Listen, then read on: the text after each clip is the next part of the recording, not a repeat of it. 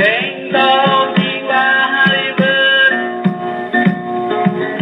ôm vai nhớ ôm nhau có mây tươi đi mưa hà ơi không sao nằm trôi lên hà ơi ở bên kia rong ra đều để ngược ngược lại sẽ về đâu bay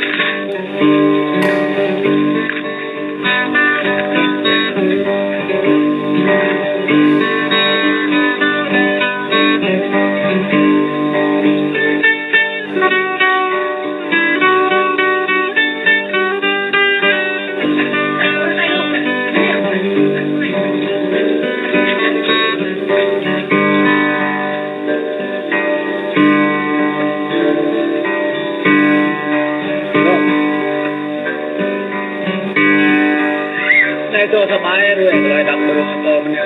ในตัวก็เคมีมันก็นั่งก็มาป้าเวทเดิม Hello mọi người nhớ chia sẻ và đăng ký kênh mình nhé. Cảm ơn mọi người nhớ xem vui vẻ.